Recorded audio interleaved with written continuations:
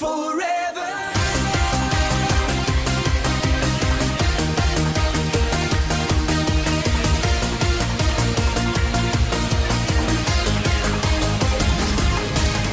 Come on, baby, light my fire. Ready for the show. Now I feel your love desire. Please don't ever go. I don't care, I'm so excited. Now I feel so free. Paradise into your eyes, so let it be. All the time, I need your shiny smile.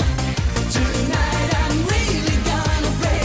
You know that life is just a game. Forever young, we're all for one. Forever love and fun, until the morning sun. Forever.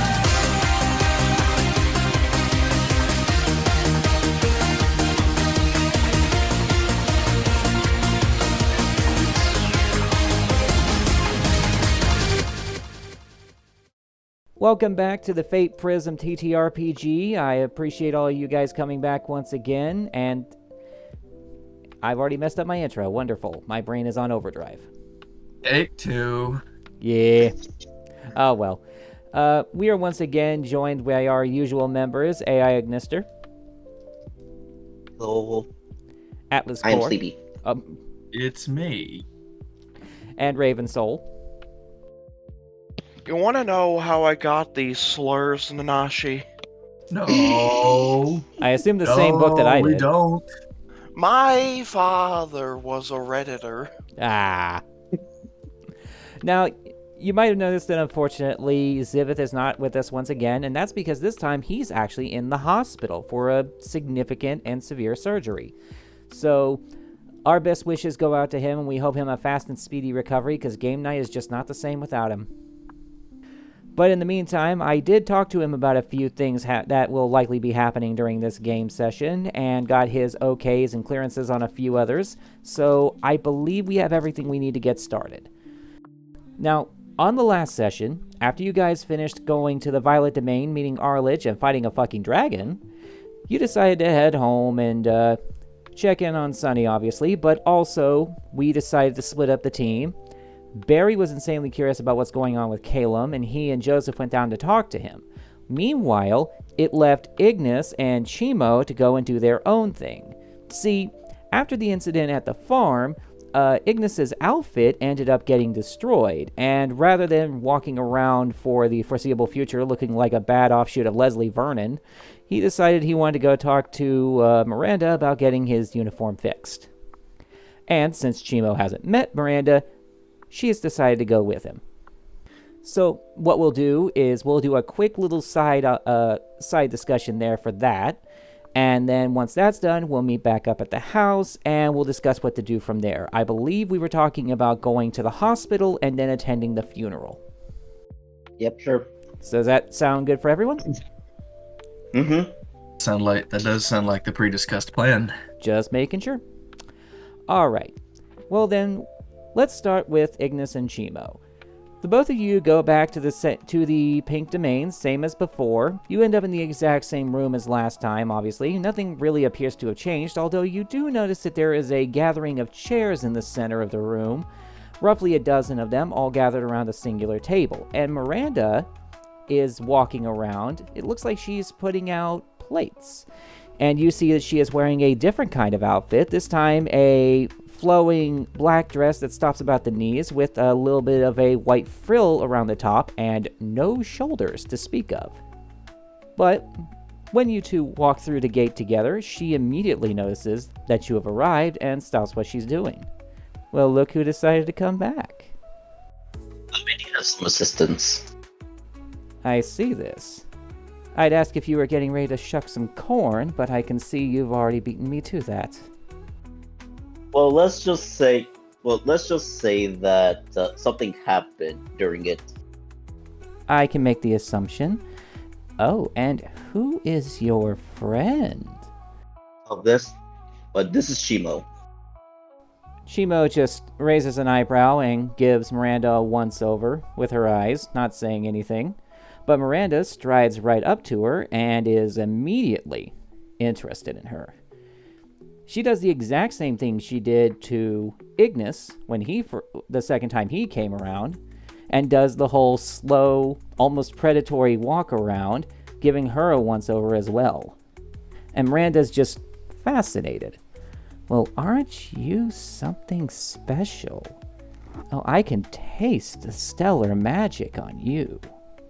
And this is apparent because, as we're aware, Chimo happens to be an expert with exclusively cold and stellar magic. And Chimo just kind of keeps her eye on her, but smirks a little. Your praise is appreciated, and I love your fashion sense. And Miranda just grins. Oh, I can tell we are gonna be good friends. Shame you swing for the opposite team. Now, what's this about your outfit? Let me take a look at it. It's just hands her the outfit. She takes one look at it, and she is a little bit sickened by this. Oh, dear, this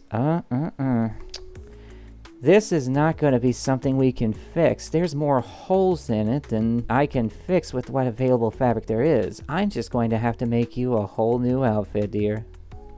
Ignis is immediately intrigued. Now, what I can do is I can make you a whole new copy of this outfit, almost perfectly duplicated down to the last detail, and add a little special flair to it that I think someone of your stealthier nature might appreciate. Does that sound good to you? Great. Well, I will need some assistance, but luckily for me, I don't need your measurements. And what do you mean by that? I believe I know exactly what your measurements are from top to bottom from our last encounter, wouldn't you agree? I see. And she turns her attention to Chimo. Care to join me? I'd love your help in getting this done. And Chimo smiles and strides right over to her. The two of them go back to one of the 4 doors against the back wall marked Studio, one of the ones that your group never went into. And on her way over, Miranda looks back at you and says, "You're welcome to come with." And then Ignis just proceeds to follow. When you step inside the room, you see a massive and well laid out studio full of sewing machines, racks for clothing, dummies to measure sizes with, and pretty much everything that a professional seamstress, if not a straight up factory of them, would need to make every piece of clothing you could possibly imagine. And the second she steps in, you see Miranda's hands light up a bold pink as several of these machines move to the side, as well as the tables on them, while fabric sheets, strings of thread, needles, and all other pieces of fabric that you can possibly imagine start weaving themselves together into a unique outfit.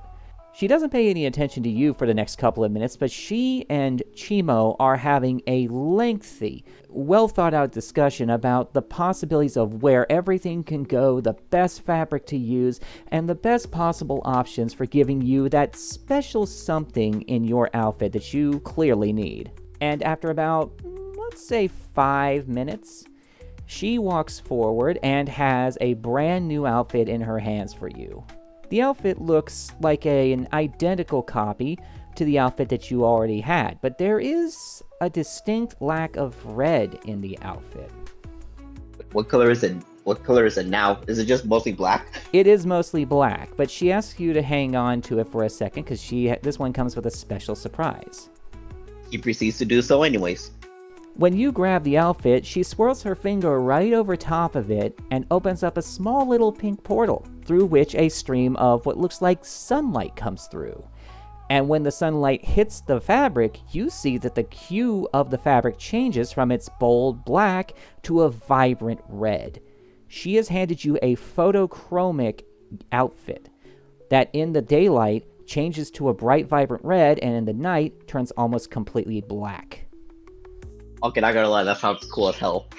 I figured you'd appreciate that. I actually had to do a ton of research to make sure this was even possible, but I knew you'd like that. And on top of that, Chimo walks over with an exact duplicate of that outfit in hand, meaning that you now have 2. This is amazing.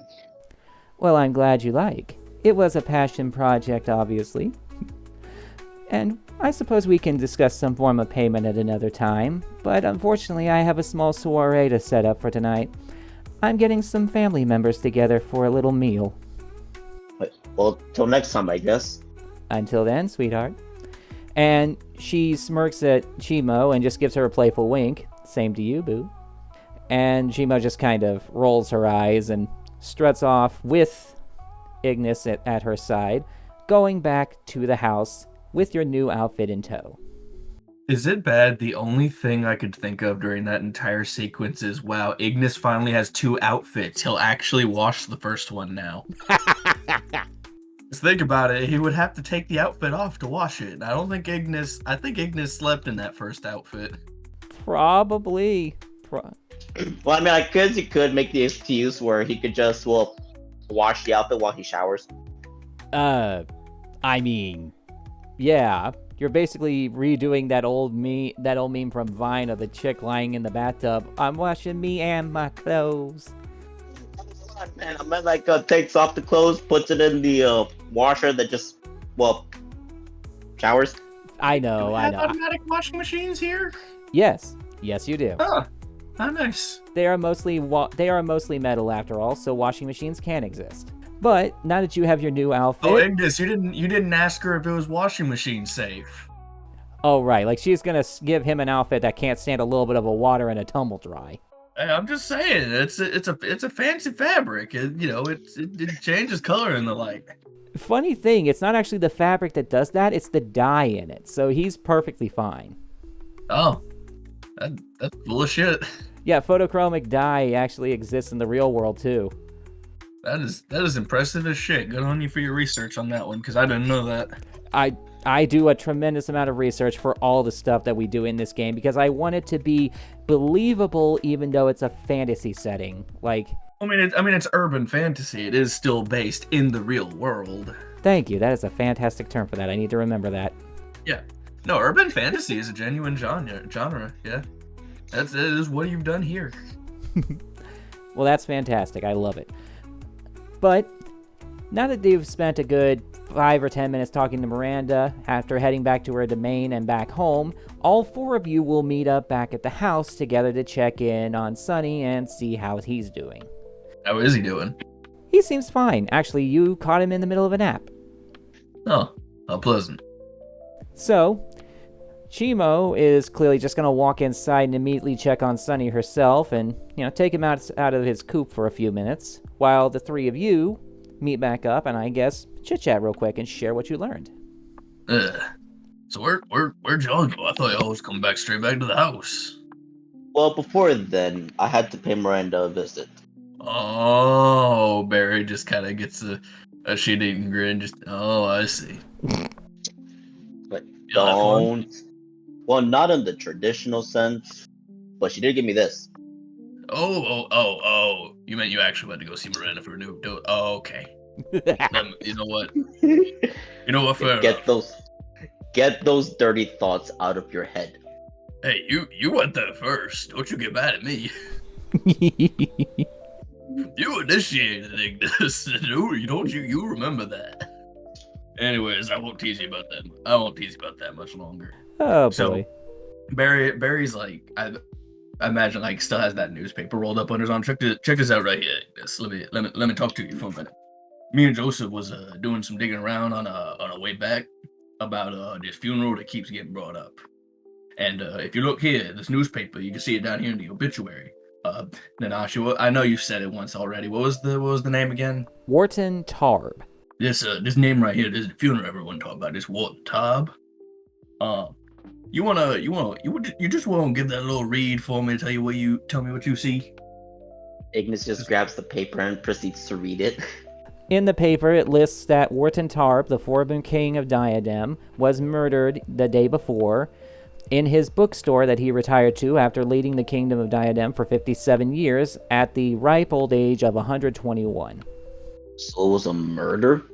Yeah, you see here, that's There's a lot of bombshell information in here. So let's just start at the top. Former King of Diadem. Holy shit. Yeah, Now that you mention he it. died at 127 years of age. Holy shit. 121. Oh, 121. My bad. That's fine. Either way, it's still old. Oh yeah. Yeah. And he didn't even die of natural causes. He was murdered. Which is the stranger part.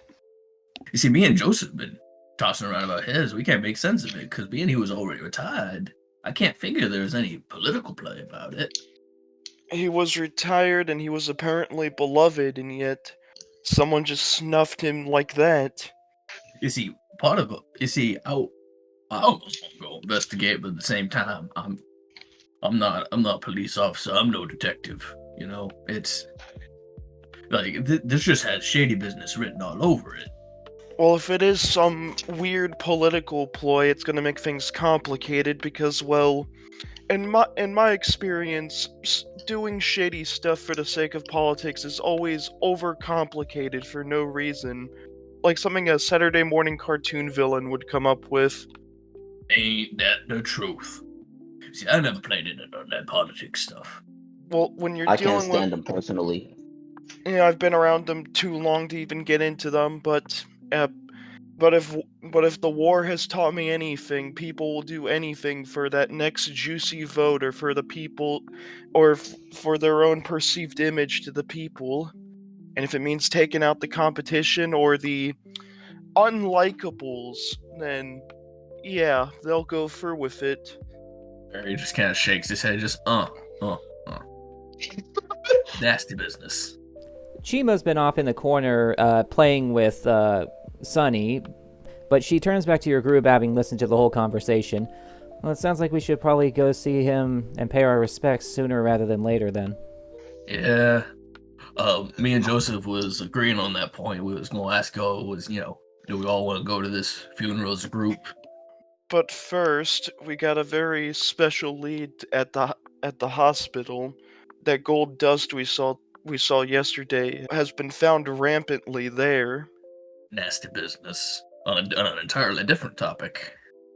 Seems we just draw all this we seem like magnets for all this nasty business. Or maybe this nasty business has always been here and we're just the only ones who can see it now. Touché. What exactly could this gold dust be? Well, if you want to know my opinion, it almost seemed like just raw anti-magic. And it's like, I can kind of recognize the stuff a little bit with my slight knowledge in the area, but as per how you would make it, Barry does a big old shrug. Just, Well, considering that it stopped us from healing a dragon, it's definitely something that will become a problem in the long run, and, well, there's a reason why the Geneva Convention bans stuff like that. There's also the problem of if it's being found in a hospital, that most likely means it's being used in the same purpose as it was used on that dragon. Oh yeah, I don't think Ignis would know about the Geneva Convention. He most certainly would not. Anyway, Joseph will look at Ignis. Well, Ignis, the Geneva Convention, basic summary, is a set of rules for what you are not allowed to do on the battlefield. And one of those rules is not only to not shoot the medics, but to also not interfere with their work. So when you use anti-magic imbued items like dust or gel to prevent healing from fatal injuries, that tends to get very messy. I see. So Nanashi, I did want to ask you, the GM, how much time do we have before this funeral takes place? Well, if you recall from the prior session, it appears to be an all-day event. Ah, so we could just kind of go whenever. Pretty much. At least that's as far Okay, I as you just guys wanted are to- aware. I just wanted to make sure it wasn't like we were going to hit up the hospital. Oops, too late. Everyone's done left. No. I'll be honest with you. Even if that was going to be the case, I wouldn't allow that. This is important to not only you guys, but to me. So it's only fair that I give you as best opportunity as I can. Right. Okay, cool. So, Chimo... Damn, I just realized I didn't buy Barry a nice nice set of clothes. Damn it. It's fine. I don't think anybody's going to care. Point taken, but you know, dress respect. Okay. Besides, half your party is now going to be dressed in darker colors anyway, so I don't think it's going to matter that much. Yeah. Well, no. Joseph is already prepared in that case. Exactly. Yeah. I'm about to say you look like you've come to take him away. Yeah. Okay. I almost spat out my coffee because of that. Bring your dad. Bring your dad. You look like you're there to escort his soul to the crossroads. Like shit. But Alrighty. Yeah, well, Barry's gonna go dig through his clothes because he does want to find something a little nicer to wear than a Hawaiian shirt. That's fair. Because I did specify in my notes. I did buy a couple sets of clothes. Right. When we first got here. Hold on, Barry. As I found out, like a few weeks back, you just need to wear darker clothes, and then you're good. Yeah. Okay, I did specify. So when I bought a new wardrobe, I got 5 shirts. I did get some pairs of long pants. I got 2 different pairs of shoes, so I could just wear so I could probably wear some long pants. One of the shirts would be black. I could wear the jacket over top. That's perfectly fine. Yeah. And then of course the sunglasses, because this is Barry we're talking about. Yes. You're gonna look like Cobra Bubbles from Lilo and Stitch. Casual Cobra Bubbles. Cobra Bubbles if he were a beetle. I mean, Oh my god. It's not Cobra Bubbles, it's Cobra Beetles. I mean, it'd be a better thing to see than what we got from the live action remake. So. No. Yeah, no. Dude, everyone's pissed about that. Everyone is pissed about that. Dude, I haven't even seen it and I'm pissed. Yeah. Same. Well, we can talk about that later. Because we will be talking about it all day if we do. Yeah. Oh yeah, 100%. But yeah, Chimo has put Sunny back inside his coop and made sure he had plenty of food and water and changed out his paper real quick. And she looks back to your group and stands by the door. Well, let's get this over with. I'm not particularly fond of the idea of going to the hospital, but if it's important. Barry comes out of his room with a new outfit on, a little nicer than what you're used to him wearing. Unfortunately, he didn't buy formal wear, but we're close. It's fine. So, Barry's old school. It's very important to him, That's fair. So, with everything being set up now, you guys make your skirmish for the hospital over in the Essentials District, which takes you a few minutes to walk to, and I guess this would be a good time to mark this as the beginning of the evening phase of Day 2.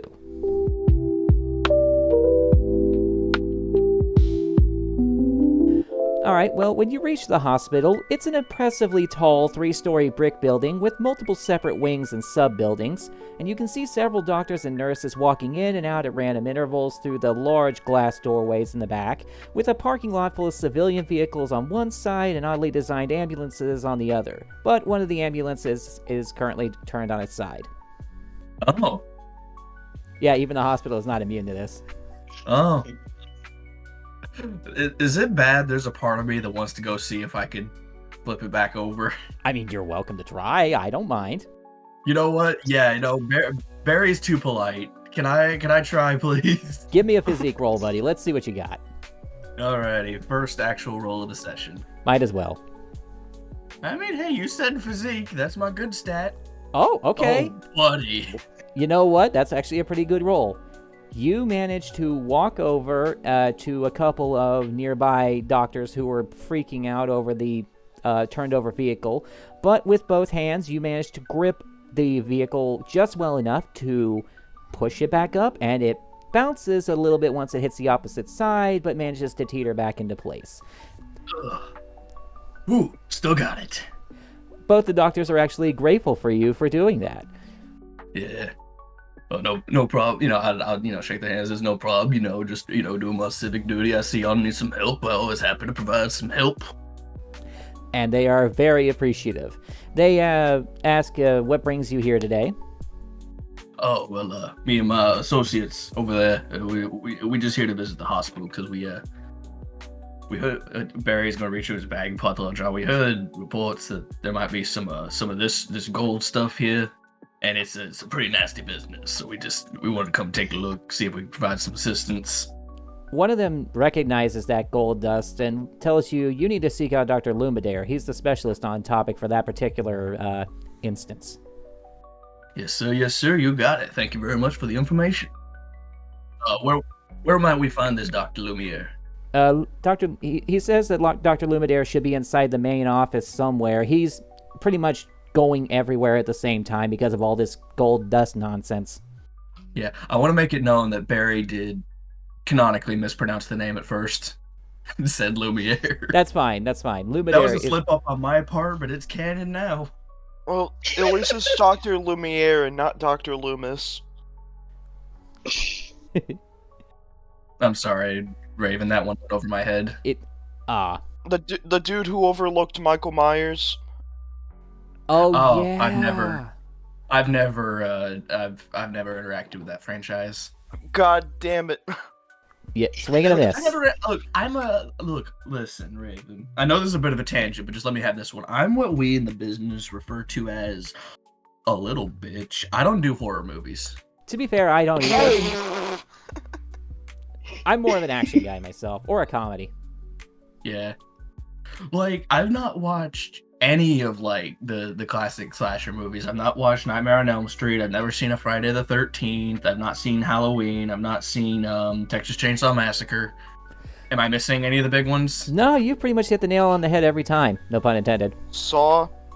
I did watch a little bit of one of the Saw movies, actually. To be fair, the earlier Saw movies were pretty good. The newer ones are kind of eh. Yeah, I mean, that could be said about every new movie of an old franchise. Yeah, but the difference is this one has, like, what, 7 or 8 continuations now? 10, actually. God damn it. And then there's, like, a few spin-offs, because there's a whole cinematic universe, and they still can't get it right. Well, once again, we're going to get on a Lord tangent help us. and never go back to the main story, so let's just continue on before we get too lost in this sauce. All right. Yeah. All right. Well, thank you for your time. We'll go see this Dr. Lumiere. All right, well, they point you in the direction of the main doors of the hospital, and inside is even more impressive than outside.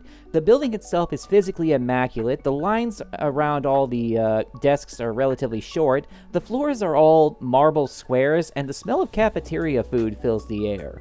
The main floor of the facility is mostly comprised of a line of check-in windows, a large seating area with about 24 chairs, and a series of glass doorways leading to catwalks to the other nearby buildings. Very easy to govern and find your way around. But other than that, the place is surprisingly calm. There's a person wheeling by on a gurney, 2 people in wheelchairs pushing themselves, a postal worker carrying a small crate, and half a dozen nurses wandering around the main hall, some of them with plates of food. This is significantly better ran than any of the hospitals back in the States. Now, could I get a quick notice roll from everyone? Oh, let me double check. All right, Raven, we're relying on you here. Well, it better Okay, I got be nothing. good. Well, that takes care of that. Barry's just smelling the cafeteria, like could just smell the cafeteria food. Okay. And just reminiscing back on his college All days. right, not bad. Okay, I got a +2 in notice. Let's try this, folks. Just roll a +4 total, like I did on my good stat. It's just that simple, Raven. Just roll well. Good Lord, I Oh, almost- what do you know? I did roll well, actually. There you go. What I say, man. It's just that simple. You just gotta roll good. What do you know? It's just that simple. It really is. Thank you, Mr. Clean. Hey, I'm not bald yet, damn you. Well, we can I change resent it that. up. Yeah. Like, I'm working on it. I got a giant ass pizza slice taken out of my hairline, but I ain't bald yet. I ain't bald yet, damn you. I'm sorry. Please continue, Adachi. Nah, it's fine. Hold on. I need to Joseph- mute myself so I can compose myself. I mean, Ignister is bald. He can give you some tips. Is he? Yes. I'm so sorry. No, You see- it's fine. Well, no, see, here's the thing, right? I'd rather be 100% bald than balding. Watching the hairline steadily retract back is a more agony than just getting rid of all of it. But I'm not at the point yet where I want to get rid of all of it. Like, my God. hairline ain't that bad yet. And wait, That's fair. Joseph will turn around, looking back at the entrance as he hears something off in the distance rapidly approaching. You guys hear that? Sounds like we got a bit of urgency. The moment he says that, you hear a siren from outside, and it is approaching rapidly. And not even 5 seconds later, a team is wheeling in a gurney into the main lobby, carrying a parakeet man holding his side tightly. And there is a bit of blood on the gurney itself. Now, a doctor seems to magically appear from out of nowhere and approaches that gurney. And he immediately asks, "What's the situation?" 38-year-old male with a laceration across his ribs and right side. Definitely a blade. And he's like, "Okay, get him some healing magic, and magic doesn't work on this." "What?" "That's why we brought him here. Every spell we cast on it failed, and then this gold material started appearing in his wound." Joseph will immediately walk up. Did you say gold material? One sec. God, another one? Okay, get him to a bed, we'll do what we can. You watch the squad wheel the gurney away, the frustrated doctor writing something down on a clipboard real quickly before he finally turns to you. He is a dolphin man with glasses and ear-length brown hair, wearing a white lab coat with a stethoscope around his neck, his gold name tag reading Dr. Toru Lumidare. Did you need something? They said something about a gold powder. Funnily enough, that's what we're here about. Well, it's good to see somebody as well-informed for once. There's a supposed illness plaguing the people, seemingly at random. Some kind of gold material is appearing in open wounds that prevents us from healing them quickly and easily. It's not an illness, I'll tell you that much. I had my theories, considering nearly every instance of this has been some form of injury inflicted by a weapon of some sort. Well, we came to that conclusion first because we were actually we were at the Violet Domain, and basically, well, a certain dragon friend over there got hit in his back leg by something similar. We fought it. Barry we just fought it- holds up and shakes the water bottle of gold powder that we collected. Oh, you actually have an evidence sample. Well, that's fantastic. We theorized that it could have been poachers at first, but if people are being targeted as well, then it's something much more sinister than even that. And if it's affecting people and animals alike, then clearly it's not exclusive to humanimals. So, I assume you are some kind of medical professionals, or... I mean, I have the Well, experience, but also I'm interested in this stuff because, well, using this stuff on people wasn't exactly tolerable back in the war days. You're a war veteran? Yeah, essentially. And you say you have medical experience. Do you have any credentials, perhaps? And Joseph will pull out a card.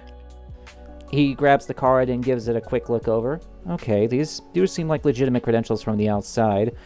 I'll be honest, this doesn't have much weight in here, but given circumstances, there are protocols to allow you to take a closer look, especially if what you know or have to offer can further our understanding of what's happening. He does hand you back your card and leans in very closely, but you need to be very careful and follow my every word. You may have knowledge that can help, but this is still a hospital and every person and procedure must be treated with dignity and respect. Is that understood? Well, I wasn't partially a field medic to break any kind of code or rules to ensure a person's life is saved. So yeah, I'll let you take the lead. And is that clear for the three of you as well? So, Very well then. He takes you to the nearby clerk window and requests 4 guest passes from the clerk, which she hands over to you guys, no questions asked. He hands each one of you one of the 4 passes. Wear these at all times, stay close to me, and keep your hands to yourself. yes, sir. He guides you into the ward itself, past several sick and injured people occupying the beds, toward a specific wing earmarked GDU, which, to be honest, is just Gold Dust Unit. I couldn't think of a more interesting title. I'm not gonna lie, I was gonna ask, was it literally just gold dust unit? I couldn't think of anything more clever than that. The technical terms for the stuff isn't exactly prolific. Yeah, I mean, it's short, sweet, to the point. You see various Yep. people with semi-deep cuts and gunshot wounds. Nothing too catastrophic, but they are definitely in some amount of pain. Ooh, nasty business. Even gunshots. You guys are basically doing a walk and talk scenario as you head through the halls. Whatever this is isn't fatal in and of itself, but healing magic is our fast-acting option for critical care. Our normal protocol is to deliver enough healing to prevent bleed-outs, reattach limbs, and minimize critical injuries, and once we get them to the hospital, we do the full diagnosis of the issue and determine more appropriate care if needed. But this gold dust complicates things. If someone afflicted by this is critically injured, it could be permanent. It's caused 1 fatality so far, and we want to keep that number from getting any higher. How are you maintaining it so far?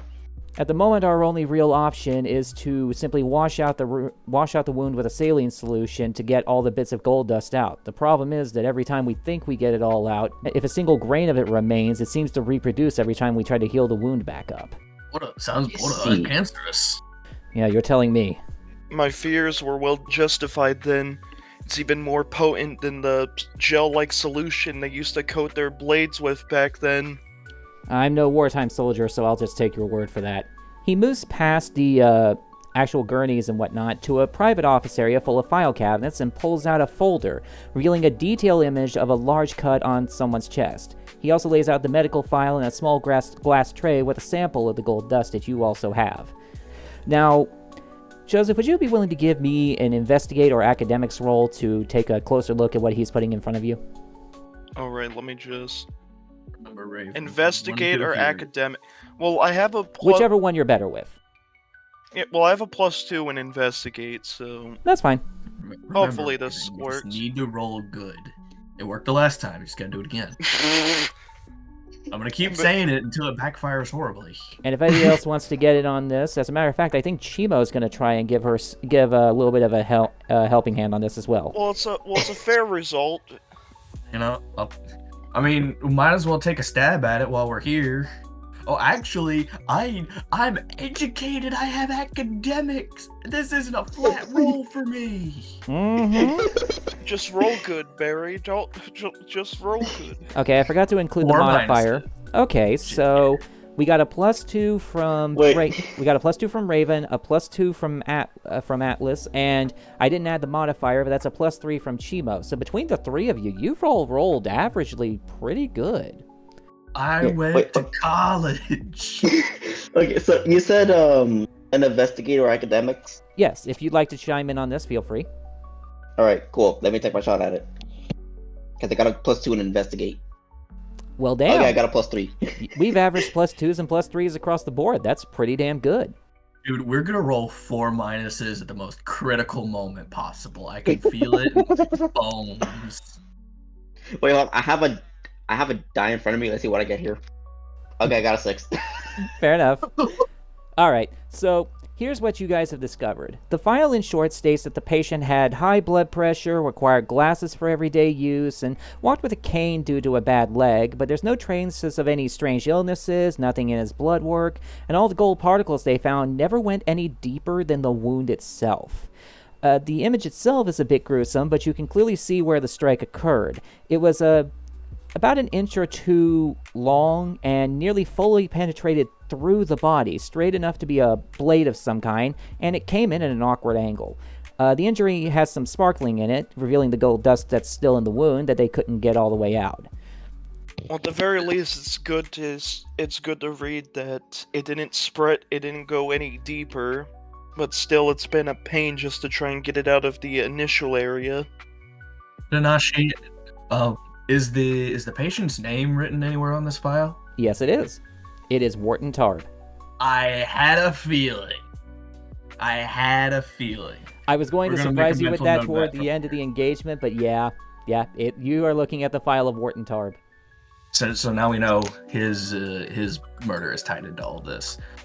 You do notice a second, much smaller round injury nearby, but it looks like a puncture wound, and it also looks like it was bleeding, but there's no sparkle of gold in that particular injury. Barry's gonna point it out. What do you make of this small circular wound right here on the body? We noticed that as well. He was stabbed in the side by a pencil. As far as we can tell, he fell on it, but that's what makes this so strange. That injury has no gold in it at all. Obviously, that implies that it's not an illness of any kind, but something that's being infected via the wound itself, but... Like they're coating the blades, much like Joseph over here is suggesting. This basically confirms that if you are seeing the exact same thing we are, then that's confirmation. It's even more unsettling that the previous king was a victim to this. The paper said he was murdered, but to think that he got hit by the same gold dust incident, but even worse than the dragon, well... The most terrifying part is that we were very close to saving him from this, but we have a few problems. For one, it burns the skin of nearly everyone it touches, so the patients are in severe agony 9 times out of 10. Found that out firsthand. And this is why you handle your unknown substances with gloves on. Well, I'm sorry that I don't own a pair of gloves, Joseph. We'll buy you some after this. We've tried just about every external means of healing that we can think of, and everything we try just makes more of this gold dust. I mean, the janitors are making a field day off of this, but... It seems like this gold dust is testing you all to try and go back to more less magic-y methods of healing. Less magic-y. So you're saying there's someone who opposes magic?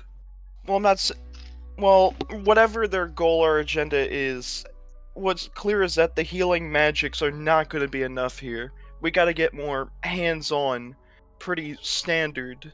There is one other alternative that we've been meaning to try, but we just cannot find somebody who wants to volunteer for it. And what would that method be? Healing magic is not our only means of healing wounds. There is also the matter of healing potions.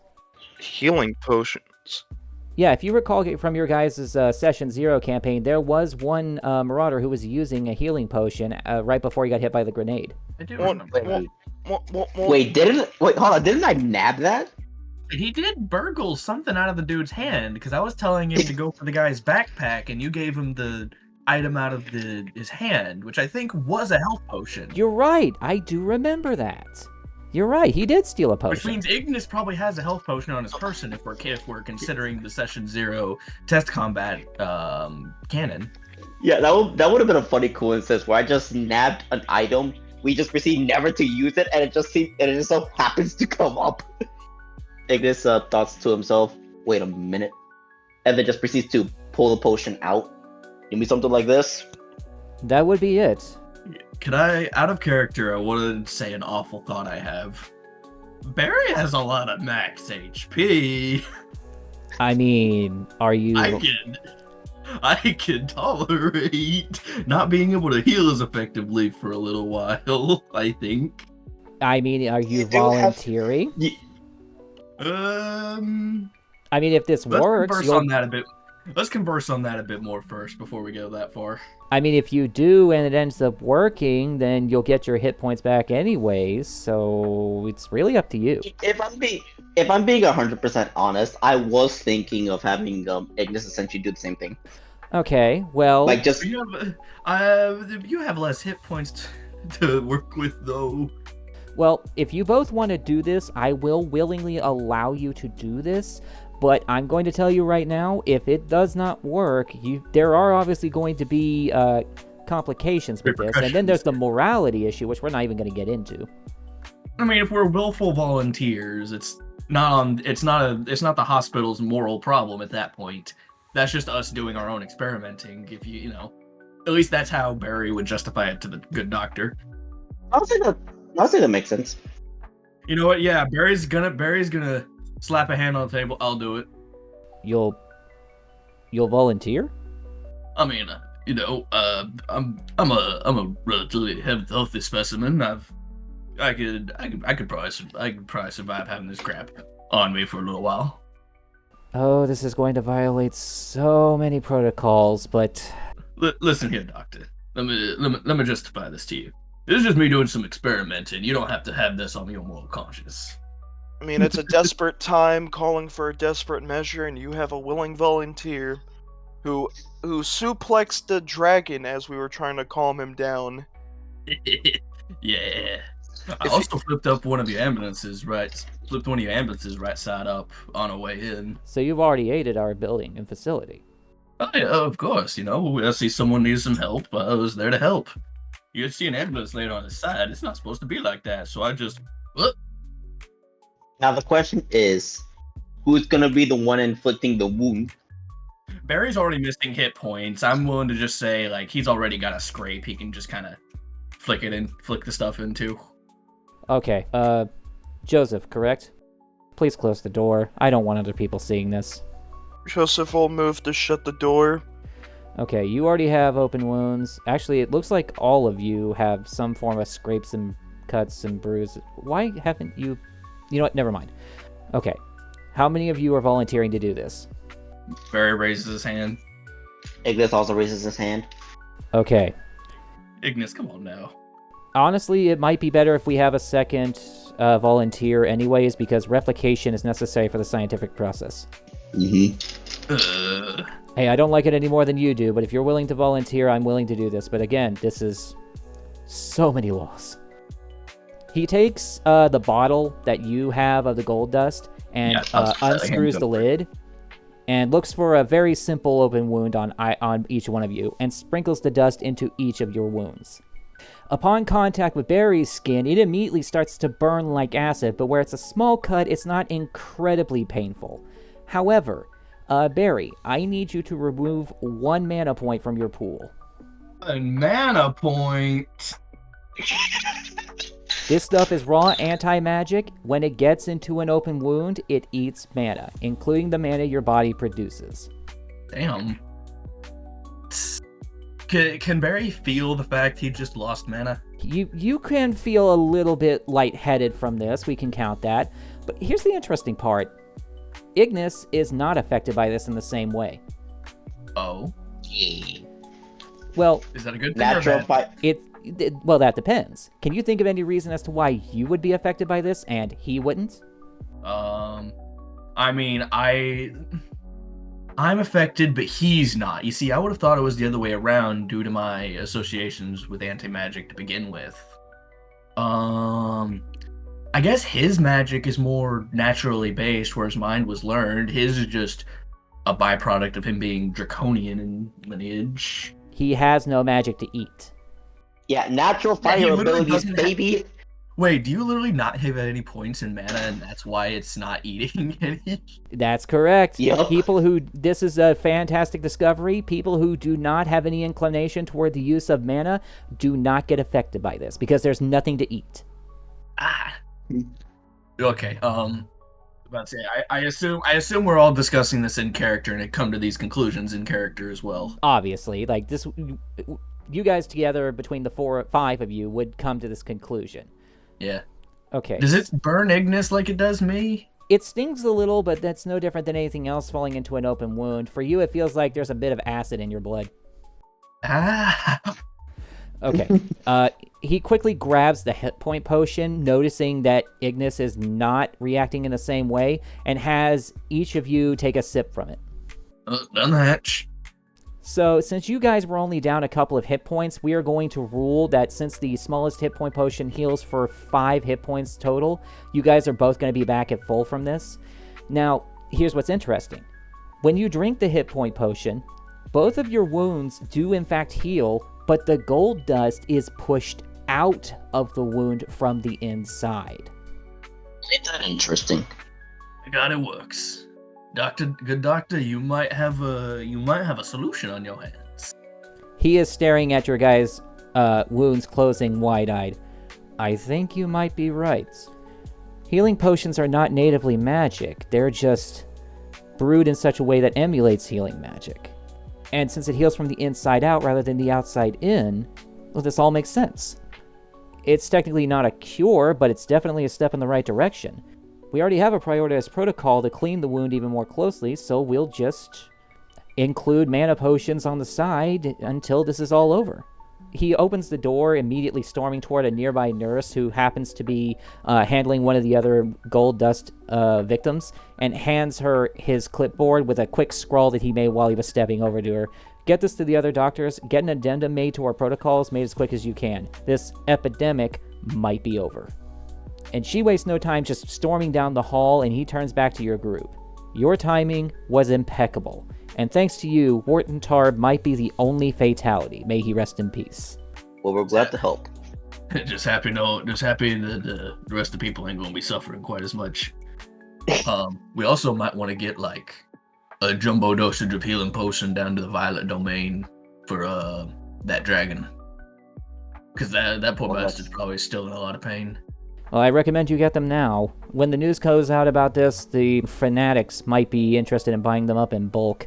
You and I both know that when an epidemic goes out and a cure is made, everybody scrambles to grab whatever supplies they can. In the meantime, we should probably buy as much potions as we can. I believe we might have a small supply of our own, so I don't think you'll need to worry about us buying you out. That's good, at least. And then after this, I think the only fair thing to do would be to go to the Tarb family at the funeral home and let them know that his passing was not in vain and may actually lead to the prevention of further incidents like this. Well, that's a good thing to at least hear progression-wise.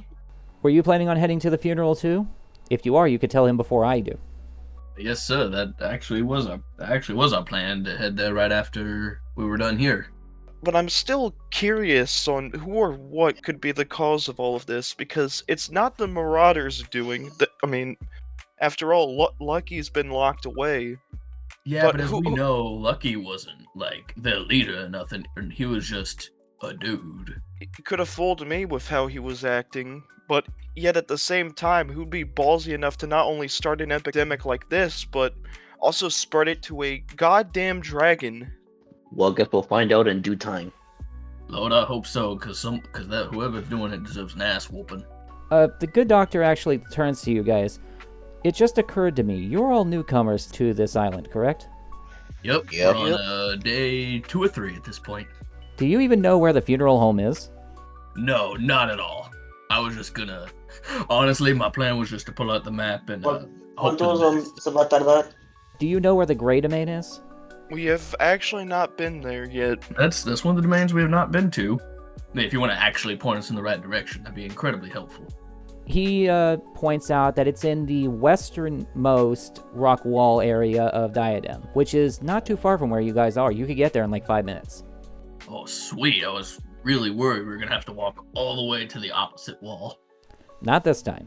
Of course, then again, it's not like we've literally walked the diameter of this city multiple times today, visiting different domains already. Mm-hmm.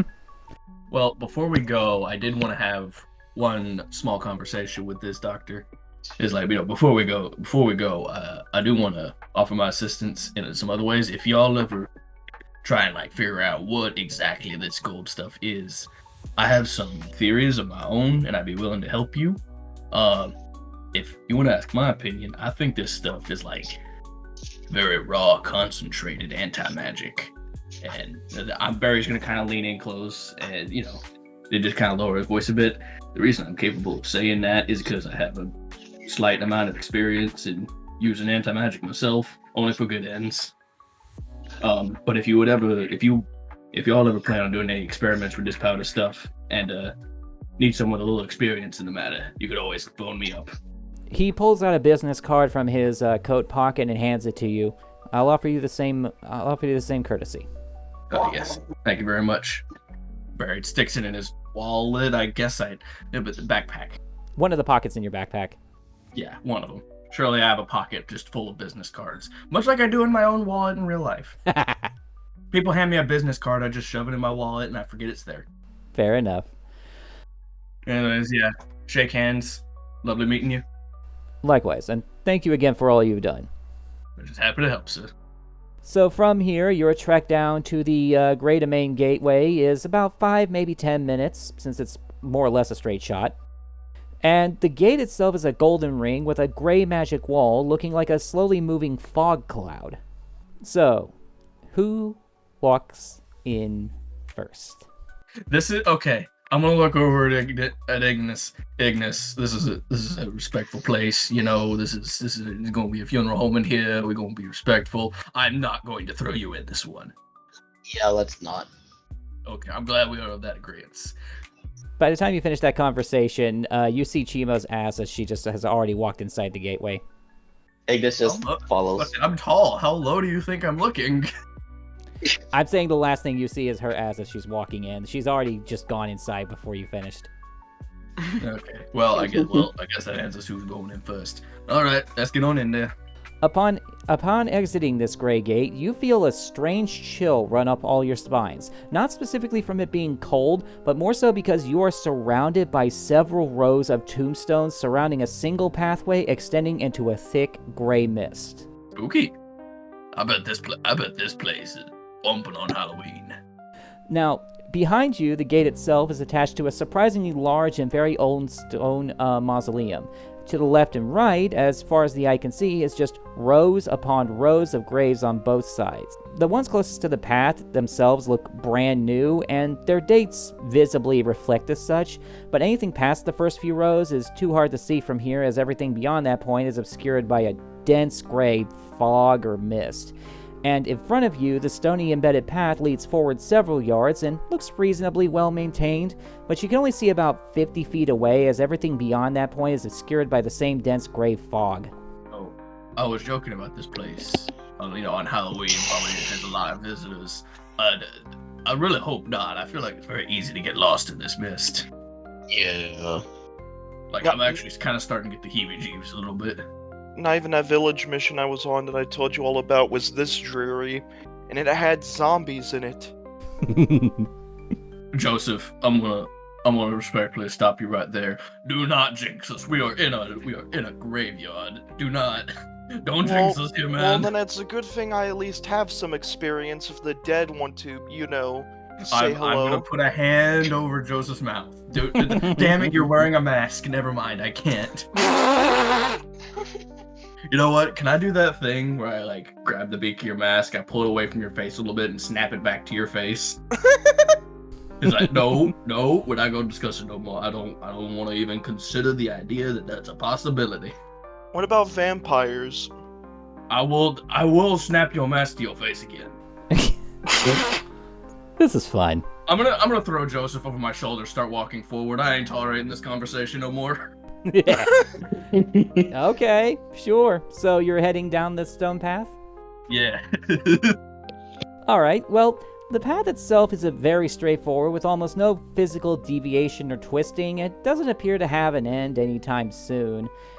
And after about 5 minutes of walking, you start to realize that you've yet to see or hear another sign of life, not even a bird.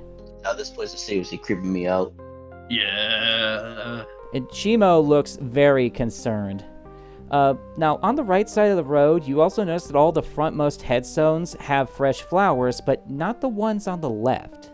Okay. Is there any other differences? Like, what about? What about to say? Let's look at some of the names.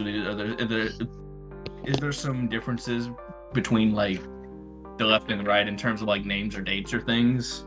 The closest one, the ones right beside the pathway itself, all look relatively new graves, and all the names are different. They all look like they've passed within the past few days, weeks, and months. And if you look at the rows behind it, they all look about a year or more old. They seem to get older the farther back you go. Interesting. Quite the sorting system. But anyway, Joseph is going to break. Joseph is gonna wiggle out of Barry's grip, fall back onto the ground, and then. Hey, give me an athletics roll. No, I'm kidding. If you really want down, Barry will put you down. Anyway, upon freeing himself and stepping back on the ground again, he will put an ear out. You all hear that? I think there's something in front of us. When he points that out, you hear footsteps approaching from right before you, and you also hear some soft creaking and clacking, and you spot the silhouette of a body in the distance obscured by that mist. Ignis is just getting ready to draw out his sword out of fear. Welcome to Silent Hill! And Chimo is actually reaching for her firearm.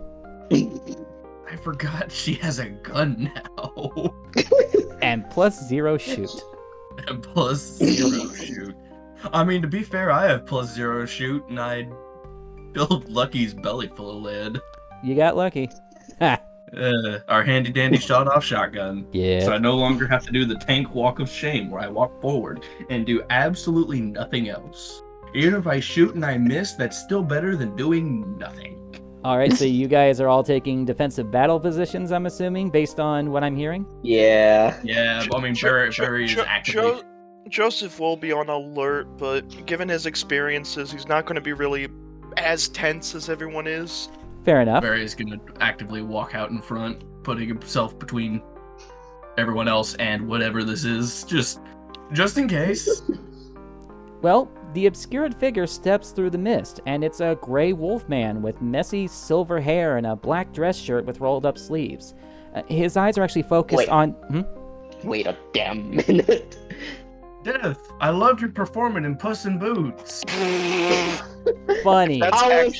If that's actually the reference, It's not. if there is one. Okay. His eyes are actually... No, you're different, Wolfman. His eyes are actually focused on the ground, and he doesn't even appear to notice you. It's Wolf O'Donnell calling it. And we continue, Wait. my bad. Why? I know that name. Is that the wolf from Star Fox? Yes. Nice. My man. Nice. You see, I never even knew his last name. I'm just like, I don't know, for some reason it just sounded right. He canonically has, like, a last name? Yeah, they all do.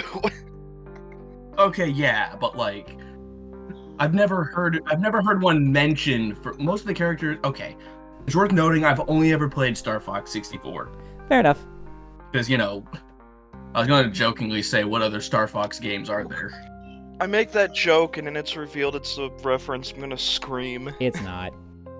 Okay, good. God has confirmed. I'm just going to be honest, it's not that. This reference is something completely different.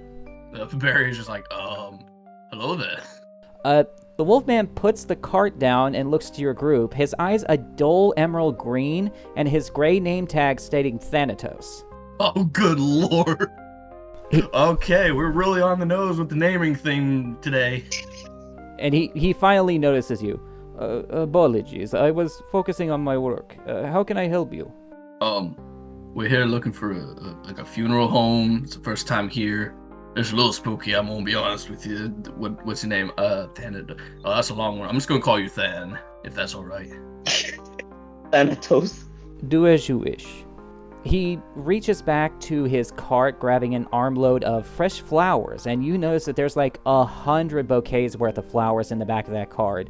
And he's walking over to the nearby graves closest to the left side of the path, kneeling down to the closest one, and placing a few flowers into it in a small holster, basically making them look the same as the ones that did already have flowers on the opposite side. Oh, he does one side at a time. Got it. He then places a hand on the headstone, and you barely hear him utter the phrase Shantim Gashe. And then he just stands up and does it to the next grave. Wrap up the old Google machine. I mean, you can if you want, or you can just give me an academics roll if you want to try and figure out what it is. Oh, you know what? That's more fun.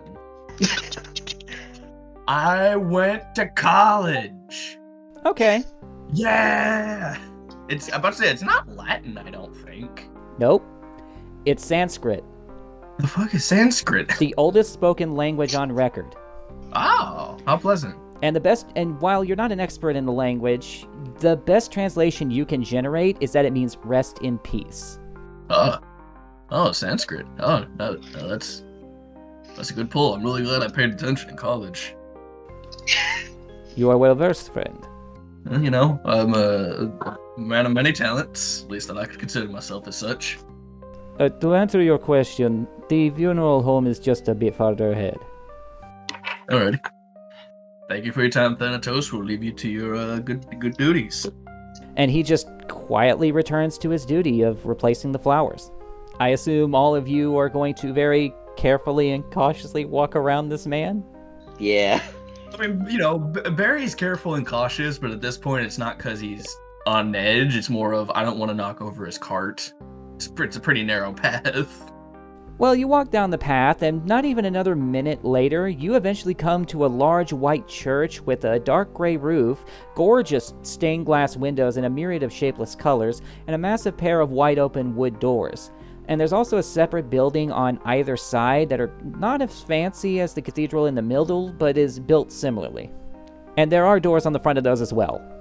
I'm not gonna lie. I'm listen. I know I nailed the role, but I'm really surprised Barry knew that because that is even if he went to college, that does not seem like something Barry would know. We can reason that your character, upon researching what he wanted to be, looked into old languages for characters from old lore that he could try and ham up to be his character on stage. Well, you know what? I could see that. There you go. Yeah. I went to college.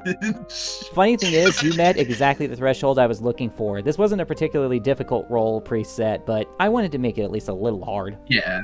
I mean, there definitely was a pretty good chance of failure. Yeah.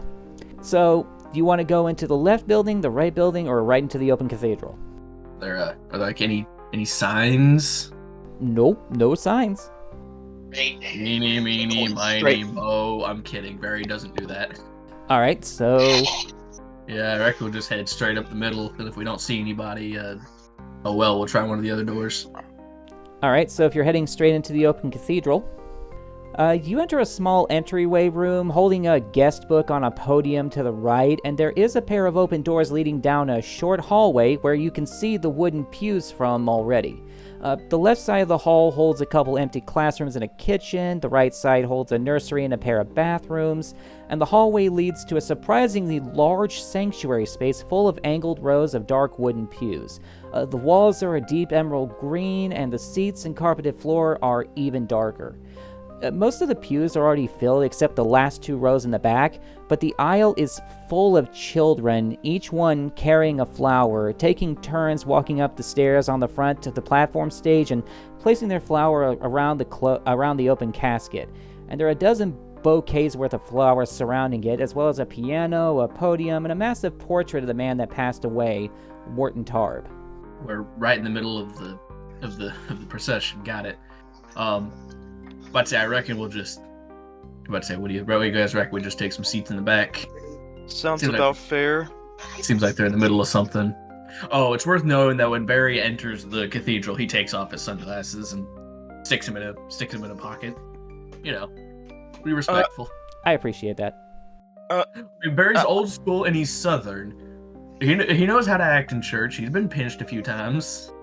Joseph will look at the photo of the deceit of the previous king and notices that despite hearing that the man was at least like what was it 120 something 121 years old. Yeah, despite him being 121 years old, he will notice a detail. So I see me and him had a lot more in common. I look no older than 30 and he looks no older than 40. And sure enough, when he points that out, the man in the casket and the portrait of him, which don't look too dissimilar aside from the obvious, the man looks like he couldn't be older than 40 years old. You know, you make a pretty fair point. Also, I'm gonna point to Joseph and Ace. Will the two of you take off your masks, Dad and Abby? We're in a church. Yeah. Have a little respect. I mean, my mask is kind of gothically fitting. Not gonna lie, given this environment. I mean, that's beside the point. It's like, you know, you take off your hat during the national anthem. You take off your hat when you go inside a church. It ain't a matter of thematic. It's a matter of being polite. Well, while you two have your little discussion, the children have all taken their turns to drop a flower onto the grave or the display. And you see a younger bulldog man with trim brown hair and a black suit stepping up to the podium, and he looks very nervous. In fact, he looks physically very similar to the man that has passed away, maybe a little bit older than him even. And he says, "Hello, my name is Peyton, and I'm Wharton's son. I want to thank all of you for coming out to say your goodbyes, and I'm sorry, I'm gonna need a moment." He looks like he's visibly fighting back tears. It's never easy. It's never easy knowing that someone close to you has been taken out like that. Yeah. A moment later, you actually see the man you saw earlier, Thanatos, step in from seemingly out of nowhere, sitting down at the piano up on the stage, and begins to play a somber yet beautiful melody, which gets Peyton's attention. And he takes the opportunity to take a calming breath and tries speaking out to the audience again. "My father was a unique kind of guy. always happy, well-read, smartest man I ever met. He was always on the lookout for some new story or book he'd never heard of, loved meeting new people, and all he ever wanted was for others to love stories as much as he did. When I was a kid, his favorite thing to do was to bring me to the bookstore and have me sit in story time hours, and that magic in his eye was so powerful when he saw how happy it made the kids, especially me. And several teenagers and younger adults stand up and declare that he did the exact same thing for them. He always made sure I came with any time he went to the library for new books, and every time he found a new kid's book, he would read it to me that night, and I always felt like I never really told him how much it meant to me that he did. And he has to take another pause to fight back more tears. It's actually thanks to him that I did as well in school as I did. He had this weird way of reading back information that made it way easier to understand, and I know I'm not the only one he did that for. And half the audience actually stands up and starts applauding quietly. You know, back when I was a student at Diadem University, they had a class where they went over each known religion's interpretation of the afterlife, and they were all different, but the trend showed if you were a decent person, then when you died, you went somewhere amazing or maybe got a better life the next time around. I say that to say, this man was quite possibly the kindest, strongest, and most morally upright man I ever knew. So I don't care what religion you are, if any of them are even the slightest bit accurate about that part, I genuinely believe he has more than earned the best of whatever comes next for him. He then turns to the casket, mic in hand. Thank you for everything. I wouldn't be the man I am today without you, and I am so damn grateful for that. Wherever you are, I just hope you know, you are now and always will be loved. And the audience just erupts in applause and comments, a few of them stepping up on stage to hug him, offer condolences, and compliment his bravery. And then the next person in line, an elderly cardinal man, steps up to speak next. Behind you, you hear a familiar voice. My apologies for the wait. And Thanatos has somehow stepped in absolutely silently behind you and joins you right where you sit. Oh, okay. Sorry, I was so engrossed by his speech. I didn't notice you come up. I do get around. And I thank you for showing the ceremony the respect it deserves. Pedon is very lucky to have such a good man as a father, and he could not be more proud of his son than he is right now. Honestly, you probably noticed you've never seen us before. We're new here. We never even had a chance to meet the man, but hearing Pedon up there speak, it even got me choked up a little bit. I regret the fact we weren't able to meet him in our time here before he passed away. With all this positive reception, it still kind of just boggles me that someone like that would be the primary target. Mm-hmm. You see him extend one of his hands towards your group. It may not be much, but I may be able to offer a consolation. And Chimo has been staring at this guy wide-eyed. Now, I haven't really said anything about how he looks, but he is triggering that character aspect of Chimo that she cannot resist a handsome man. Of course. Oh god. Matter of fact, I think I actually have character art of him. I mean, not gonna lie. His eerie name. Me too. His eerie name, the way he talks, and well, how quickly he's getting around. Are we sure he's not a vampire? I'm pretty sure he's the domain master. Probably. It just stands to reason. Also, Nanashi, regarding Chimo's reaction, me too. Me too. Barry's bisexual, damn. Yes, unapologetically. Chimo, without realizing it, actually places her hand atop Thanatos' open palm offered hand, and you can see her eyes change colors. They have changed to a stark, colorless gray, and she is looking around like she's seeing things all around her that were not there not even 2 seconds ago. So is this a thing we could all join in on at once, or is it a one at a time type deal?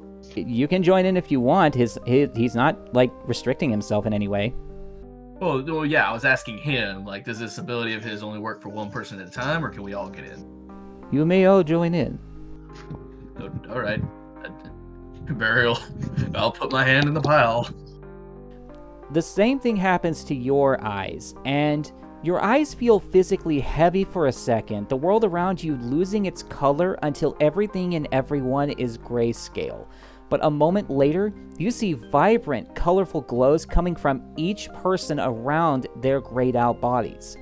Now, most of the people are shrouded in a powerful blue, including Peyton. There are a couple of people to the side laughing and being supportive, glowing a warm yellow, and the next nervous person on stage glowing a delicate white. Joseph will put his hand on Thanatos's. This consolation. What exactly does it entail? Ignis just does the same thing. Whoa. It is a unique ability that I have. It is my responsibility to care for the grounds themselves and the residents as well. It would be a disservice to ignore them. All of these highlights around these people reminds me of my own ability from my time after the whole war shenanigan. So these hues around these people, I see mostly blue, some white. What exactly does that entail exactly? If I had to register a guess, it almost seems like the emotional state, the deep blue sadness, the yellow radiating off, trying to encourage a bit of positivity in others.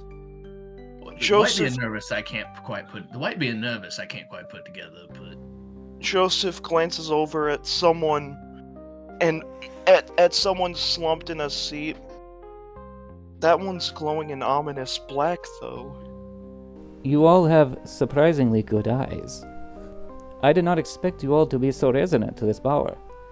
I mean, I have something similar that I obtained from a witch doctor once, though it's not as fancy as, well, whatever this is. You also see another person not giving off any colorful aura that you know was not there before, patting Peyton's shoulder with a warm smile, but it looks like Peyton doesn't even notice him.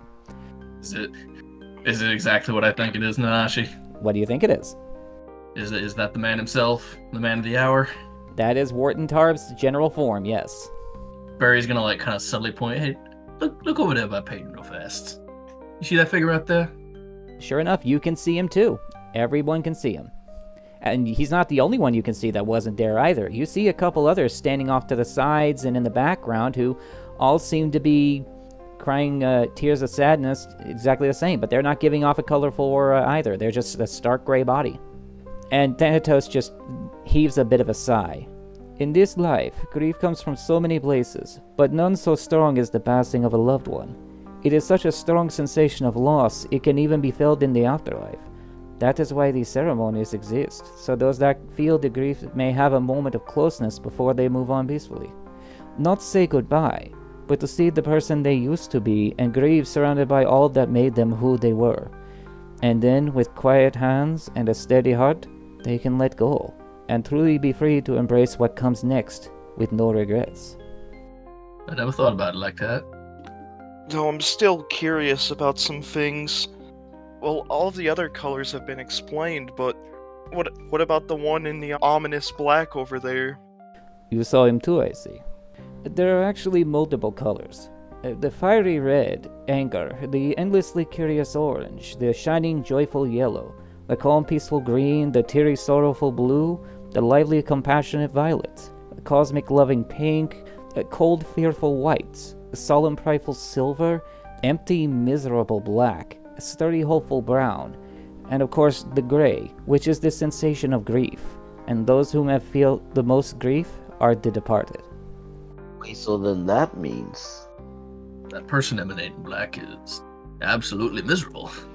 So it would appear. Also, with this power and how we saw you taking care of things outside, I have the right to assume that you're the domain master? You are very well read. We've been around. We've been to do a few domains, met a few domain masters. It's kind of easy to pick y'all out at this point. So I can see. Can we see more detail about that person? Like, who is this person? Now I'm curious. Would you like to go find out? Yeah, I'm kind of. Barry is kind of curious on this individual emanating black, so he'll break off and go have a sit down, see what's going on. You spot Nash, the fox man who was working with King Akarui as his personal aide when you first showed up. Yeah, you're the one we joked was your self-insert. He is hunkered into a ball somewhat and just staring at the floor, and he has a completely blank expression on his face, but his cheeks are just stained with tears. Barry'll take a seat, which is probably impossible to not notice given my immense bulk and weight. He looks over to you for a half a second, just gives a half-hearted hey, and just goes back to staring at the floor. Hey, buddy. I know this is probably a stupid question given the circumstances, but you doing all right? I knew Mr. Wharton growing up. He helped me learn stuff when I was going through college. I didn't want to believe he was really gone, but yeah. I'm just gonna, I put a hand on his shoulder, just give him a pat. It's like, I'm not gonna say, I'm not gonna give the normal, but the normal condolences. It's to be like, oh, it'll be okay, because right now it does feel pretty miserable. I can understand that, even though I never met the man. I'd be willing to bet he knows you're gonna be all right, though. He nods a little bit, but then just kind of stands up, slides his hands into his pockets, and shuffle walks his way out to the pathway between the aisles. I'm sorry, I can't be here anymore. I have to go. That's all right. And you watch him slowly head out the door of the building, and Thanatos eyes him curiously as he leaves, but makes no move to stop him. I'll kind of holler at the back of him. Make sure you take care of yourself now. And Thanatos looks to the rest of your group and points at him inquisitively. Was that a friend of yours? That's Nash. He works up at the offices. He was one of the first few people we met when we arrived here in the city. You see his ears flick for a second, and he just stands up, staring straight at the hallway. I believe we have uninvited guests. Please excuse me for a moment. Uninvited guests. Uninvited guests. He quietly walks down the hall and out the main door, making sure to close it behind him. This is set up to a combat scenario. Moments later, you barely hear screams of men and women just outside, while thankfully the people at the funeral have not heard a word. Is there like a window we could peek out of? Now I'm curious. The doors themselves actually have glass windows you can look through if you want to do that. Yeah, Barry's gonna go be nosy. Yeah. I assume all four of you are probably going to do this. Especially Chimo. She was probably the first at the door, let's be honest. Yeah. Well, might as well. Yeah. You see the thickest blanket of gray mist outside the doors, slowly rotating around a point in a circle like a foggy barrier, and you catch momentary glimpses of what's inside, but it's too hard to tell perfectly. You see Thanatos inside, barely, and you see four other people, but you really can't make out who or what they are. Oh wait, hold up. If we're able to at least see Thanatos, this gives me the this could give me an opening to showcase the non-combat ability. Oh shit. You want to try it? I mean, I may as well. So, spending 1 mana point, going from 7 to 6, Joseph will activate Vulture Sign. So basically this ability will allow me to perfectly see Thanatos amidst the fog. And in a thematic sense, I should basically have a kind of... I should not only be able to track him like sort of Hitman style, but also have a kind of bird's eye view of like the whole thing. You know what? I am perfectly okay with this, but I will need you to open up the door because you can't exactly cast it through a door.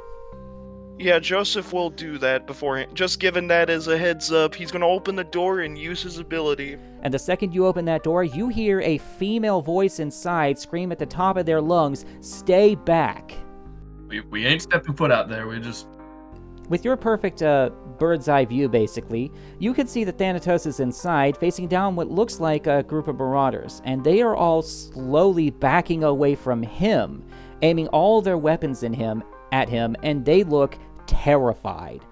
And you can barely see what looks like some kind of long object extending from Thanatos' hand, possibly a weapon of some sort. For the glass of the eye sockets of the mask, there is a noticeable glow of orange as this ability is activating, and he will relay this info to the group. Marauders. Of all the places, no taste, no tact. That's disrespectful. You get that? I hope he gets their asses. Well, he's got some kind of weapon out, and, well, they look super terrified of him, like he's the Grim Reaper or something. Which, I mean would be fitting for this. I'm about to say, think about it, Joseph. Gray is the color of death-oriented magic. I'm aware of that. I've seen a lot of it in my time, but to see someone act like some kind of avatar of it, and I've seen wild stuff. Yeah, we're just gonna leave that door firmly closed. Speaking of which, you spot a person in a coat and helmet suddenly jump out of that thick gray fog, and they make a mad dash in the opposite direction, right for the gate where you guys came from. Oh, we got a runner. Something tells me he won't get very far. And you hear Thanatos state as clearly and evenly as anything else he has said since you met him. None of you are on the list. I advise you leave before that changes. And in a fashion identical to an old horror movie, you see and hear them all shriek and run out of that fog, heading in the opposite direction of the person who beat them to it. He turns back to your group, the mist evaporating around him, and when he finally is presented to you, his hands are empty again. And he sees you clear as day staring at him through the window. Apologies, it was some party crashers here to ruin this ceremony. No, by all means, let us apologize for being nosy. He actually raises a hand and ushers you to come closer, outside of the building. You're not about to do that to us, are you? Barry's smiling. This is a joke. This is sarcasm. As Joseph comes forward, he will deactivate his ability. That was impressive. Now that we are outside, I believe now is a good time for proper introductions. He runs a hand through his hair, smoothing the silver locks back slightly into a somewhat more cleaner style, like what the image represents. I'm refraining from making the obvious joke. Chimo threatens to swoon. We understand. My name is Thanatos, and I am the master and sexton of the Death Domain. It is a pleasure to officially meet you. Likewise. My name is Barry Golea. This is Ignis. This is Joseph, and the one back there with their mouth with their jaw on the floor is Chimo. I've never seen her do that before. And who is your fifth? Fifth? My fifth?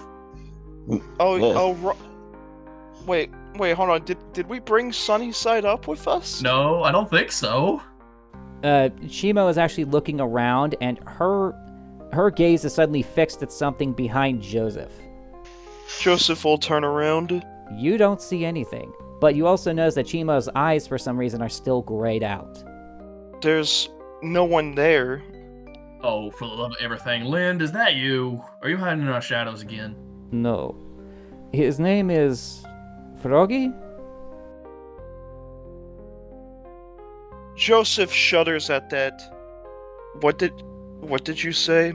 He walks over to your group and extends both of his hands out to all of you. I assumed you were not aware that you had another companion in your party. Not the slightest. Not the All right, well, let's figure this out then. I just lay my hand on his. Joseph will do the same. I'm gonna need Joseph to describe this. You see a person that nobody here recognizes except for Joseph. Do me a favor and describe what this person looks like. In front of you is someone in old World War II. Okay, maybe even older than that. Sort of like, I want to say like Dao Dynasty-esque attire, like garbs. They are a somewhat short frogman, and they are currently at the moment bowing towards the group in a sort of symbol of old Chinese honor. God, I need to get better descriptions of these guys. I'm That's sorry fine. to not- It's fine. That's perfectly fine. We just needed a general because I'm using this to lead into something. Thanatos smiles and actually returns the exact same kind of bow without moving his hands, so you don't break the connection. Apparently, he has been following you for some time. He has been watching your six, I believe is the term. Techno. God damn it. You sly bastard. The military man. Friend of yours, I take it. Yes, he also has been protecting a certain treasure that he handed you until you were ready to take it up yourself. Do you know of this such an item? All these years I've been too afraid to even talk about it, let alone remember it. After all the sword got shattered after a sort of bumpy adventure, so I just kind of never used it, let alone brought it up. That day, I lost so many people. Techno, I'm sorry. I'm sorry for not being able to do anything that day. Thanatos nods a little. He says you did what you could, and he could never be upset for you doing so. Take good care of my treasure. It is yours to do with as you see fit. Wield it in my name, and use it in my honor, friend. Thrusting such a responsibility on this old man, and I can't even slap you for it. I'm gonna miss you. He says he will miss you as well. But you are responsible for regarding your own six now. I will be staying here. And that's when Thanatos removes his hands from all of you as your friend Froggy just waves to all of you. He will be a welcome addition to this domain. I know what he's talking about, but it's now a matter of getting it fixed, which, well...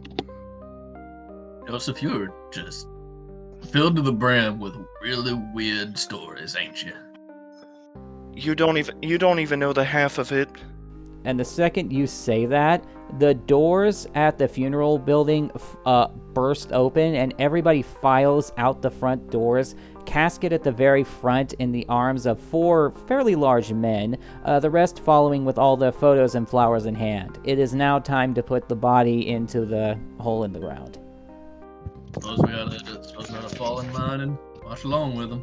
Oh, actually, before you do that, one of the grieving women, an elderly cardinal woman with feathers either a dull red or a grayscale against her black dress and graying head of hair, walks over to Thanatos, sniffling and tearing up.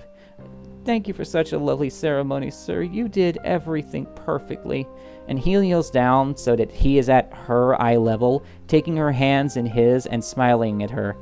A great man deserves nothing less than to be surrounded by friends and family, no different than in life. All I did was provide the venue. Your people, they made the ceremony come to life. And then she just jumps up and hugs him, bawling into his shoulder for a moment, and he eventually returns her embrace. And then that's when she notices that your group is standing right behind him. And she quickly releases him and covers her mouth with both her hands over a soft gasp, taking a step backwards and straightening her outfit out a bit. I'm so sorry, I didn't see you there. I'm Rowena. I'm here for the service. Please, ma'am, no need to apologize. It's a funeral. Little emotions are allowed here. And she smiles and nods and looks up to Thanatos. Are these friends of yours, or... And he replies hesitantly, they are not friends per se, they are a future appointment, I guess you could say. And she gasps a bit and walks up to you all, wiping her eyes with a tissue. I'm so sorry for your loss. My husband just lost his closest friend and gambling buddy. And Thanatos reaches down and just holds her back.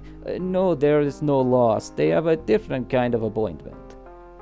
She looks up to him confused. You do other things than funerals here? And he just goes, indeed. We host birthday parties, ghost story nights, and slam poetry readings on the weekends. And she just bursts out laughing.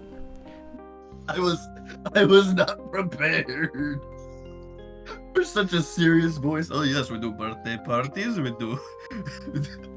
Not prepared. That's one of the reasons she got caught off guard, and she it catches the attention of the people at the congregation as they're setting up the burial, and he kindly ushers her to go back to the event, and she just staggers off laughing the whole way. And you see him with a little smirk on the corner of his mouth. Is that a joke, or do you actually provide those services here? That's amazing. I applaud you for it. I gotta freely admit, I was not prepared to hear someone of your serious tone proudly say that we do birthday parties here. Celebrations and ceremonies do not always have to be depressing depending on the location. Sometimes it can just be fun in a dank, dark place. How nice. And by this point, everybody at the congregation is laughing their ass off. Yeah. I mean, I've always been the opinion that a funeral is less of a mourning of the dead as opposed to a celebration of their life, so I can definitely appreciate the philosophy there. I am glad you do. I guess we ought to go put the poor man in the ground. Yes, let us say our final words.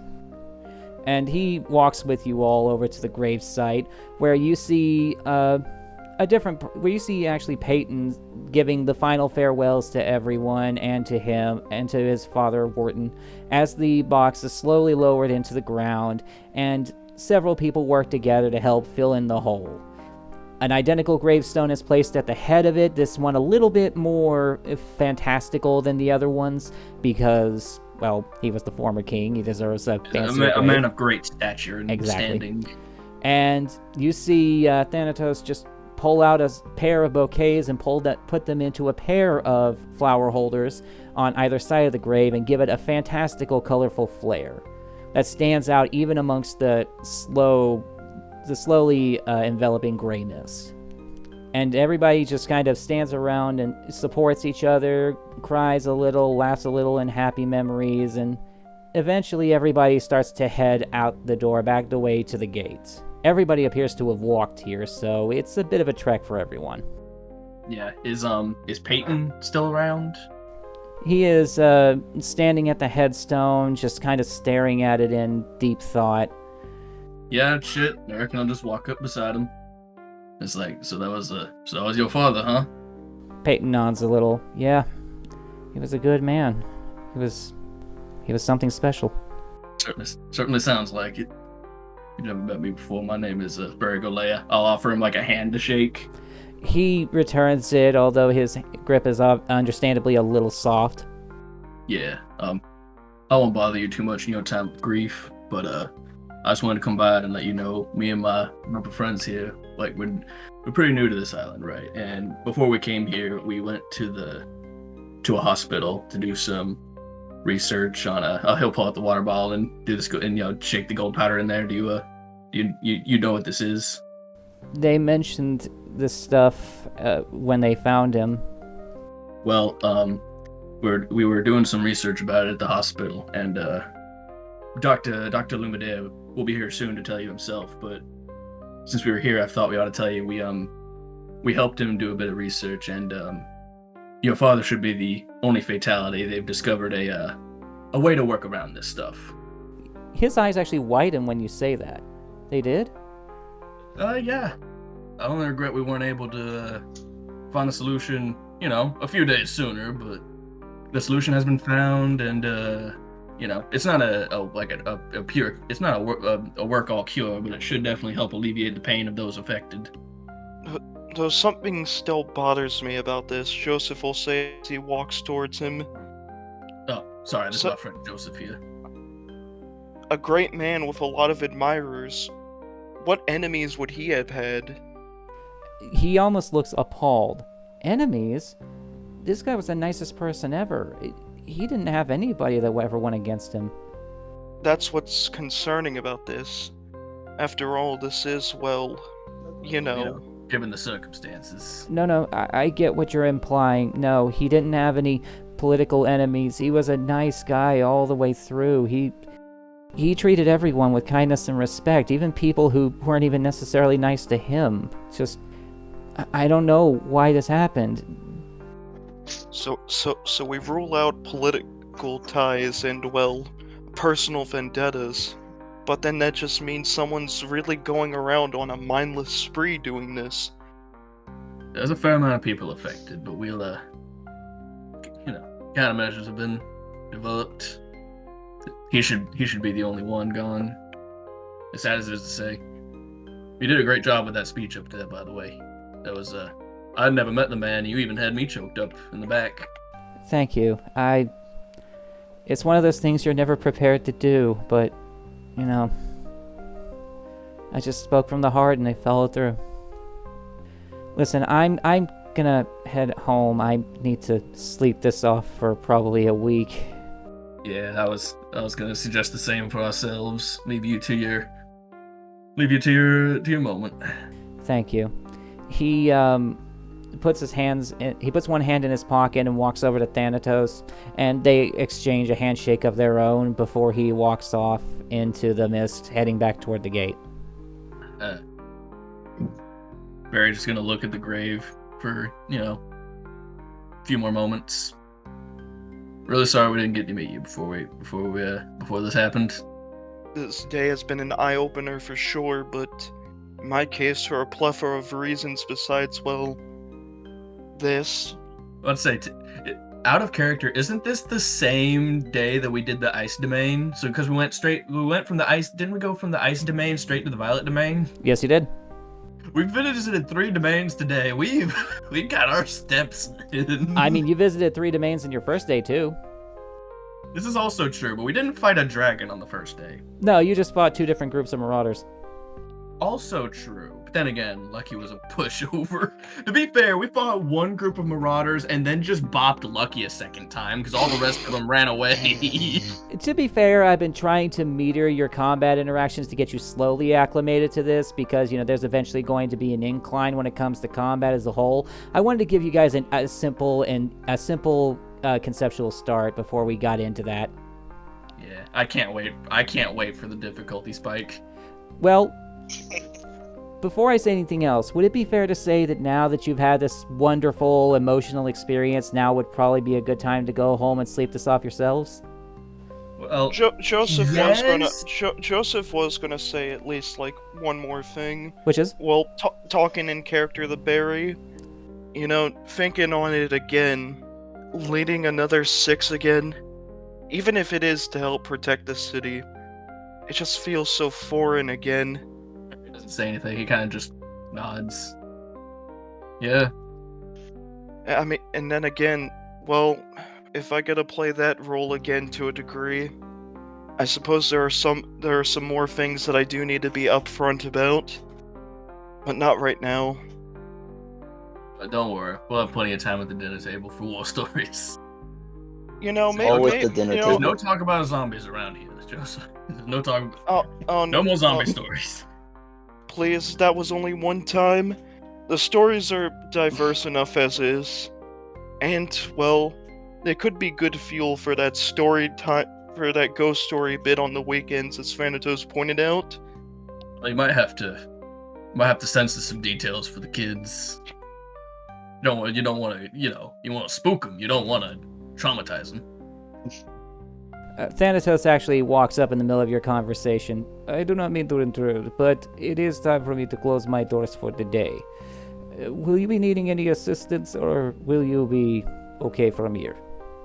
Oh, I think we'll be fine. I did have one small question I wanted to ask you about. This is just to my curiosity, so you are at your leisure to not answer if you choose not to. But I couldn't help but notice when you was fighting off them marauders, you told them that their time, that this was not their time, and they were not on the list. Do you actually know when people's appointed time to go is? I may or may not have learned how to see when it is drawing near. Barry just nods. It's awful fascinating. I'm not gonna be one of those guys to ask when my time to go is, because, I don't know when it'll happen when it'll happen. Well, that's my curiosity sated. I'm gonna put a hand out. It was lovely meeting you.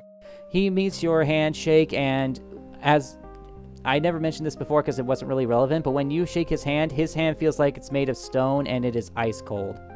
A handshake with a corpse. Got it. More or less. Can he out of my curiosity, does he match my grip strength? I'm sure he does, but I want you to say it that he does. You know what? Let me double check his character sheet, because, I do have character sheets for a lot of these people. Right. I want to make sure I say this right. Oh boy. Your physique is a +3, correct? Yes. That's what I'm here for. I'm here to keep you on your toes. He matches yours with equal strength. Interesting. That's from handshake. All right. Well, unless any of these three has anything to talk about, we'll be getting out your hair now. Then I wish you safe travels, friends. Until next time. Well, regardless of what the order is, Chimo is going to be the last to leave because she is just, unable to look away from him if she can all avoid it. Picking jaw up off the floor. Yeah, pretty much. So, it's fair to say that from here, you guys all head home and prepare to make a nice dinner for yourselves after all the chaos you've been through. Yes! We have actual groceries now. Yes, you do. We're not just eating granola bars and military rations. And you're still broke. Man. Then I am very excited because we will call this the conclusion of Day 2's evening phase, which means from here, after you eat, you sit back and relax, enjoy a little bit of time at home, and go to sleep. And from here, your characters will officially be leveling up. Finally!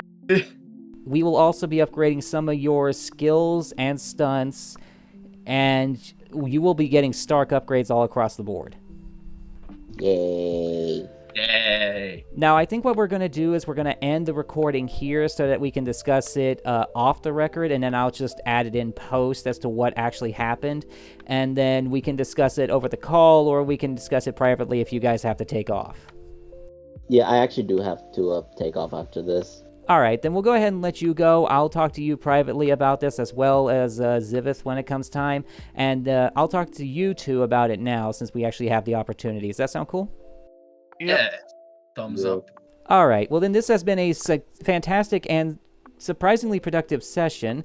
And I'm glad all of you guys are enjoying yourselves and finally got to a stronger point in your gameplay.